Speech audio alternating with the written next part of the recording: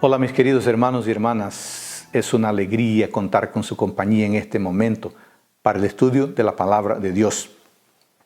Vamos a estudiar la lección número 8 de la escuela sabática, que tiene como título La creación, el Génesis como pilar, parte 1.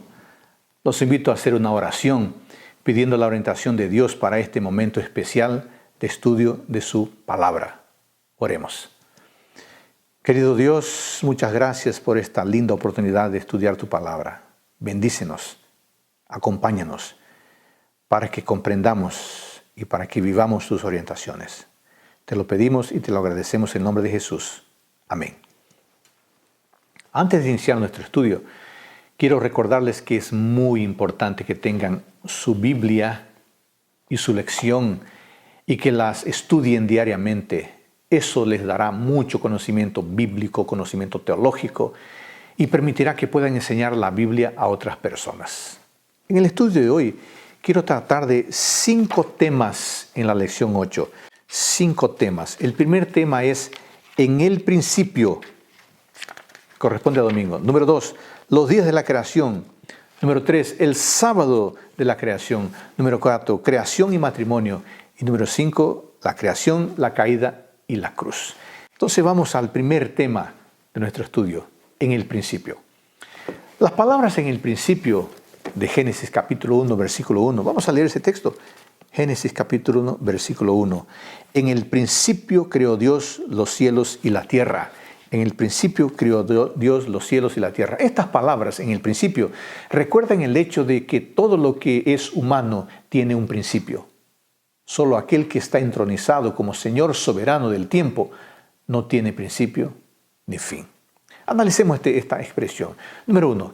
El texto muestra el contraste entre lo humano y lo divino. Es muy importante señalar lo siguiente. Las palabras iniciales de la Biblia trazan un raro contraste entre todo lo que es humano, fugaz y finito, y aquello que es divino, eterno e infinito. Al sugerir las limitaciones humanas, estas palabras señalan a aquel que es siempre el mismo y cuyos años no tienen fin.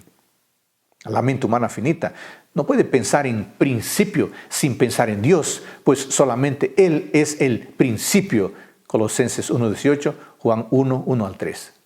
La sabiduría, el conocimiento, la inteligencia y todas las otras cosas buenas tienen su principio en Él. Así, la vida y todos los planes de quien desea un día asemejarse nuevamente al Creador deben tener un nuevo comienzo en Él. Número 2. Esta frase en el principio muestra el inicio de la materia. Este primer versículo de las Sagradas Escrituras enfoca nítidamente uno de los antiguos conflictos entre los cristianos que creen en la Biblia, por un lado, y los escépticos, ateos y varios tipos de materialistas, por otro.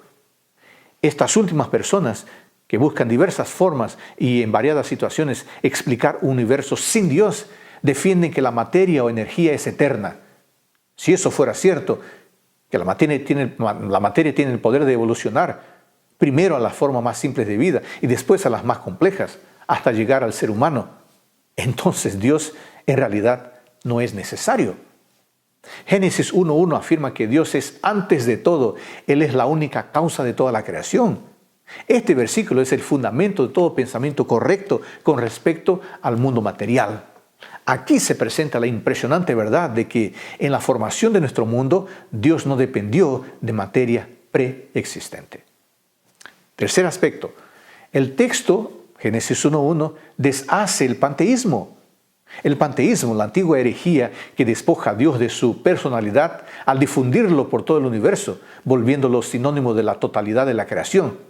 También ese tema, el panteísmo, es negado y refutado en Génesis 1:1. No hay base para la idea del panteísmo cuando se cree que Dios vivía imperturbable y supremo antes que hubiese una creación, y así es diferente y está por encima de aquello que Él creó. Número 4. Este versículo de Génesis 1:1 muestra algunas características de Dios. Ninguna declaración podría ser más apropiada como introducción para las Sagradas Escrituras que esta. En el principio creó Dios.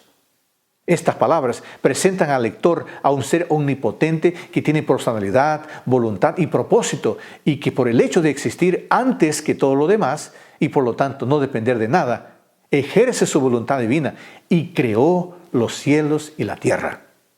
Amigos, no se debe permitir que cuestiones secundarias sobre el misterio de la creación divina, ya sea acerca del tiempo o del método utilizado, que esas cosas oscurezcan el hecho de que la línea divisoria entre la verdadera y la falsa creencia sobre Dios y el origen de la tierra es la aceptación o el rechazo de la afirmación hecha en este versículo. Quinto aspecto, ese texto de Génesis 1:1 acaba con algunas especulaciones. Una advertencia debe hacerse. Durante largos siglos, los teólogos han especulado sobre la palabra principio, esperando descubrir más al respecto de los caminos de Dios que de lo que la sabiduría infinita creyó apropiado revelar. Amigos, cuidado con eso, con querer descubrir lo que Dios nos reveló, porque toda especulación es ociosa y puede ser muy peligrosa. Nada se sabe sobre el método de la creación, además de la concisa afirmación de Moisés, y dijo Dios, y fue así, que es la misteriosa y majestuosa nota dominante en el himno de la creación. Establecer como base de raciocinio que Dios debe haber hecho de esta o de aquella manera al crear el mundo, pues de lo contrario las leyes de la naturaleza hubieran sido violadas. Eso es oscurecer los designios de Dios con palabras sin conocimiento. Además de eso, esta actitud abre espacio para el escepticismo que siempre insiste en el hecho de que el registro mosaico no tiene credibilidad porque supuestamente viola las leyes de la naturaleza. Amigos, ¿por qué colocar la sabiduría humana por encima de lo que está escrito? ¿Y quién dice que Dios es limitado de acuerdo con nuestras propias limitaciones? Número 6, sobre Génesis 1:1, este texto habla de fundamento. Muchas cosas están basadas en el relato de la creación. En verdad, todo el edificio de las Escrituras. Y eso debe llevar al prudente investigador de la Biblia a someter sus declaraciones a las explícitas palabras del libro sagrado. Cuando el vasto campo de la especulación se aventura por áreas desconocidas de tiempo y espacio, lo mejor para enfrentar la situación es la simple respuesta: está escrito. Está escrito. Siempre hay seguridad dentro de los límites protectores de las comillas de una cita de la Escritura. Vamos al segundo tema de nuestro estudio, los días de la creación. La palabra día en la semana de la creación ocurre sistemáticamente en singular en el versículo 14, en la segunda parte. Días tiene una función diferente.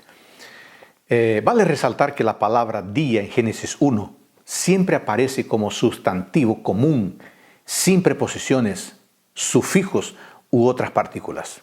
Por otro lado, los días de la creación siempre están acompañados de un numeral, el primer día, el segundo día, etc.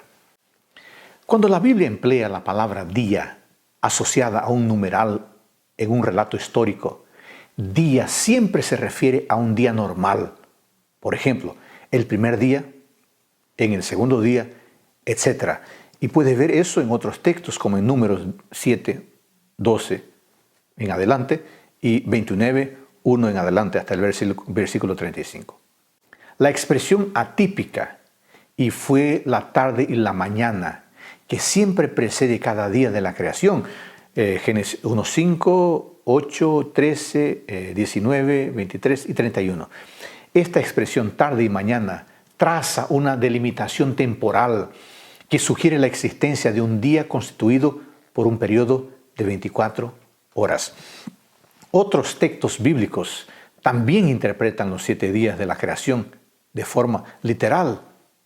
Por ejemplo, el cuarto mandamiento contiene la frase, Éxodo capítulo 20, el cuarto mandamiento contiene una frase interesante. Éxodo capítulo 20 está. ¿Y qué dice esa frase? Porque en 6 días, 20:11, porque en 6 días hizo Jehová los cielos y la tierra, y reposó en el día séptimo, versículo 11. Y en Éxodo 31:17, los israelitas son instruidos a guardar el sábado Porque dice, en 6 días hizo Jehová los cielos y la tierra, y en el 7º día cesó y reposó. Veamos qué dicen algunos académicos, scholars, sobre esto. Gerhard von Rad destaca lo siguiente: no queda duda de que los 7 días deben ser entendidos como días reales, un único e irrepetible lapso de tiempo en el mundo. T.E. Fretheim concuerda. Él dice lo siguiente: otras formas posibles de comprender día, simbólica, secuencial, pero no consecutiva, litúrgica, son menos probables. Los esfuerzos para entender día en términos de, digamos, periodos evolutivos denuncian en alto grado la intención de hacer adaptaciones. Gordon Wenham tiene la misma opinión. Él dice lo siguiente: hay poca duda de que día tiene aquí su sentido básico de un periodo de 24 horas. El teólogo James Barr declara también acertadamente: hasta donde sé, ningún profesor de hebreo o de Antiguo Testamento de ninguna universidad de nivel internacional no cree que el escritor de Génesis 1 al 11 pretendía transmitir a sus lectores la idea de que la creación tuvo lugar en una serie de 6 días iguales a los días de 24 horas que tenemos ahora. Estos teólogos, estos intelectuales, no tienen duda de que aquí estamos hablando de días de 24 horas, conforme nosotros conocemos que es un día. Los días de la creación, amigos, fueron 7 días literales consecutivos. ¿Qué significa esto? La enseñanza bíblica de una semana de la creación de 7 días presenta un relato sin paralelo en cualquier otra historia de la creación extrabíblica en la literatura del antiguo cercano oriente. La enseñanza de que el Dios creador hizo todo en 7 días se construyó en el propio tejido de la orden de la creación. Remover esa enseñanza constituye una distorsión grosera de la doctrina bíblica. En otras palabras, el tema del día literal es tan claro, es tan fuerte, que no es posible sacarlo. Y si lo sacamos, el relato se acaba. Amigos, existen varias y buenas razones para considerar los días de la creación idénticos a nuestra semana del modo como la conocemos. Hay por lo menos 5 evidencias asociadas al término día en Génesis capítulo 1. Vamos a mencionarlas acá. Forma singular, siempre acompañado de un numeral. Sustantivo común, no acompañado de preposición o cualquier otro tipo de construcción. Predicado de una locución temporal y asociado al reposo divino. Estas razones, amigos, apuntan inequívocamente a una única conclusión. Para el autor del libro de Génesis, para Moisés, los días de la semana de la creación fueron días normales de 24 horas y no deben ser interpretados en sentido figurado. Es el único ciclo de tiempo que no deriva de fenómenos astronómicos naturales. Por eso la semana de la creación debe ser entendida como 7 días literales, históricos, factuales, consecutivos y contiguos. Génesis capítulo 1 proporciona la única prueba que tenemos para el origen de nuestra semana de 7 días. El objetivo del autor era presentar un relato de lo que realmente ocurrió durante la semana de la creación. La teología y la historia del relato de la creación están en armonía, son complementarias y no contradictorias entre sí. Esta literalidad es fundamental para el estudio de la Biblia, porque la creación es un tema recurrente en las páginas sagradas. Vamos al tercer tema del estudio de la semana, el sábado y la creación. El Creador, después de los 6 días de la creación, descansó en el 7º día e instituyó el sábado para todas las personas como memorial de la creación. El 4º mandamiento de la inmutable ley de Dios requiere la observancia de este sábado del 7º día como día de descanso, día de adoración y ministerio en armonía con la enseñanza práctica de Jesús, que es el Señor del sábado. El sábado es un día de deleitosa comunión con Dios y comunión de los unos con los otros. Es un símbolo de nuestra redención en Cristo, una señal de nuestra santificación, una prueba de nuestra lealtad y un anticipo de nuestro futuro eterno en el reino de Dios. El sábado, amigos, es la señal perpetua del eterno pacto de Dios con su pueblo. La obediencia placentera de este tiempo sagrado, de una tarde a otra tarde, de puesta del sol a puesta del sol, es una celebración de los actos creadores de Dios. Hermanos, Dios estableció el sábado del séptimo día para que pudiéramos recordar semanalmente que somos criaturas hechas por Él. El sábado representó un don de la gracia, pues no habla de lo que hicimos, sino de lo que Dios hizo. Él bendijo de forma muy especial ese día y lo santificó para que jamás nos olvidáramos que más allá de muchos trabajos, la vida debe incluir comunión con el Creador, descanso, celebración de las maravillosas obras creadoras de Dios. Teniendo como objetivo enfatizar su importancia, el Creador nos dejó la determinación en el sentido de recordar de ese sagrado memorial de su poder creador. Lo hizo al situar el mandamiento en la porción central de la ley moral, Éxodo 20, como eterno símbolo y señal de la creación. Lee sobre eso en Éxodo capítulo 20, versículos 8 al 11, y en Éxodo capítulo 31, versículos 13 al 17, y también en Ezequiel capítulo 20, versículo 20. Bueno, y ahora vamos al tema 4 de nuestro estudio, creación y matrimonio. Durante la semana de la creación, Dios estableció el matrimonio como institución divina. Era su propósito que la sagrada unión entre los individuos fuese indisoluble.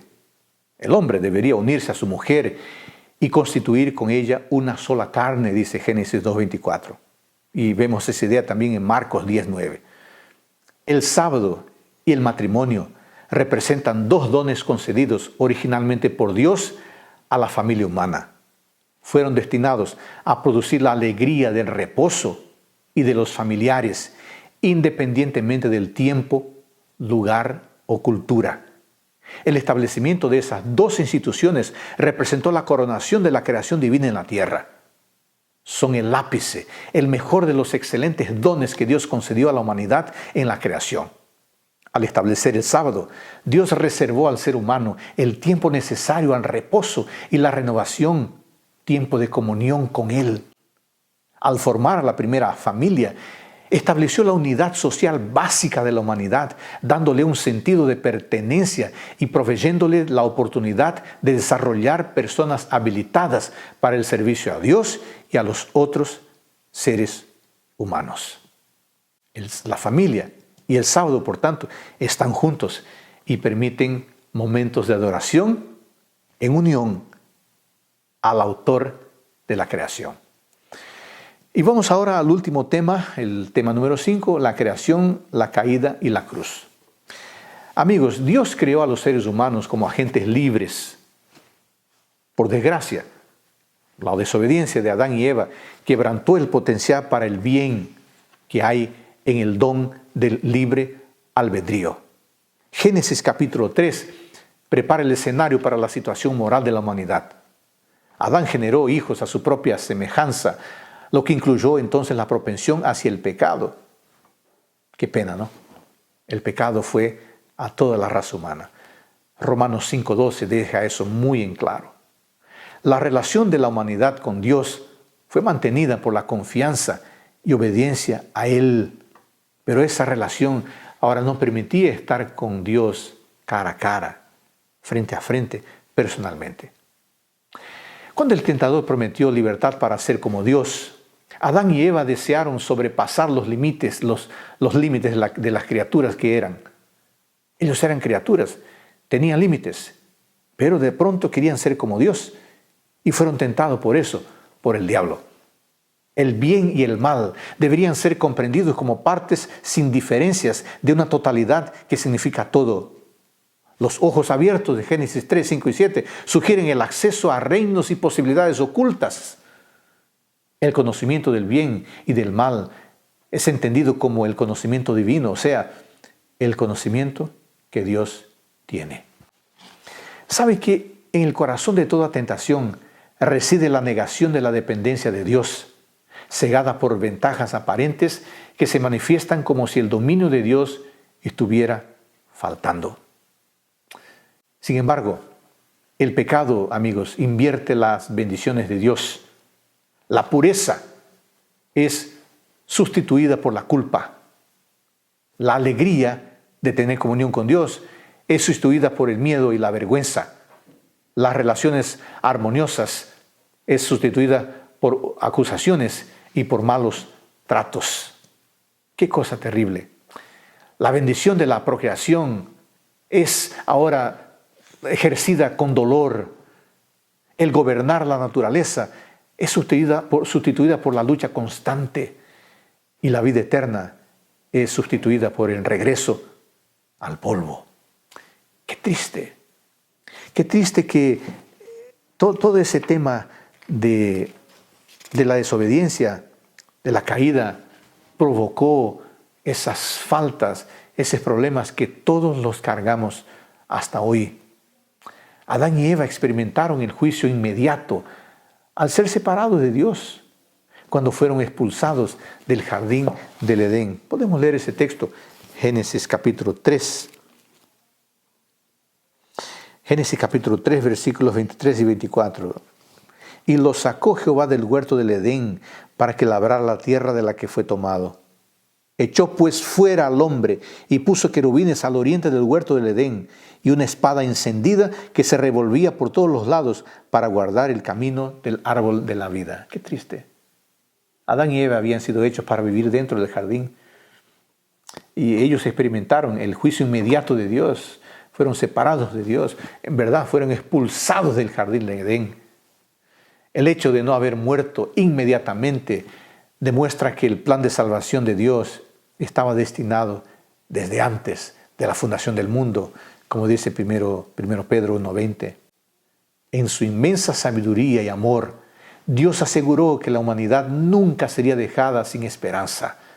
La promesa de Dios de que la simiente de la mujer aplastaría la cabeza de la serpiente es la primera predicción mesiánica. Es el protoevangelio. La salvación de la humanidad reposa sobre la iniciativa y la gracia de Dios y no sobre las obras humanas. Dios buscó a Adán y Eva. Los animales sacrificados que proporcionaron ropas para cubrirlos murieron en su lugar. Es importante recalcar eso. Dios buscó a Adán y Eva. Versículo 9, Génesis 3:9. Pero Jehová Dios llamó al hombre y le preguntó, ¿dónde estás? ¿Dónde estás? Versículo 21. Y Jehová Dios hizo para el hombre y su mujer túnicas de pieles y los vistió. Una actitud de cuidado, una actitud de cariño, de protección. Aquí está el primer ejemplo bíblico de superioridad y de suficiencia, de la justicia por la fe en los méritos del sacrificio de Cristo y de la futilidad de depositar en obras humanas la garantía de una nueva vida. Cuando Adán y Eva intentaron por su cuenta tener una vida mejor, lo que lograron fue tener una vida terrible, una vida con problemas tremendos y el mayor de ellos, la muerte. Bueno, no fuera la cruz, todos tendríamos el destino muerte como único, pero hoy es posible, gracias a Dios y a su salvación, es posible tener la esperanza de la vida eterna. Bueno, estos 5 temas que estudiamos en la lección número 8, que estudiamos brevemente, son determinantes como contenido y como método para la comprensión de la Biblia. Es por eso que los estudiamos. Vamos a repasar. Tema 1, en el principio. Es fundamental creer en Dios, en el Dios de la creación, el mismo Dios que se revela en las Sagradas Escrituras. Tema número 2, los días de la creación. La literalidad de los días de la creación es esencial, es fundamental para comprender la historicidad del texto sagrado. Número 3, el sábado de la creación. El sábado es también un tema fundamental, pues el Señor que nos da el sábado es el mismo Señor que nos da la palabra.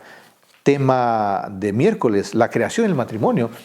El matrimonio es otro tema recurrente en el estudio de la Biblia y nos recuerda que Dios no solo creó personas, animales, aves y astros, sino que también Dios instituyó un medio de relacionarnos de forma eficaz, el matrimonio.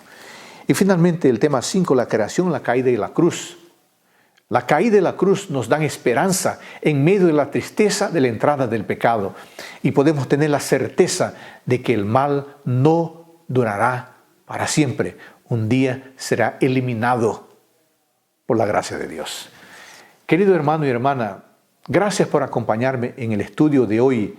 Que el Señor Todopoderoso nos bendiga en el estudio diario de la Biblia y de la lección de la escuela sabática y que podamos seguir fielmente sus preceptos.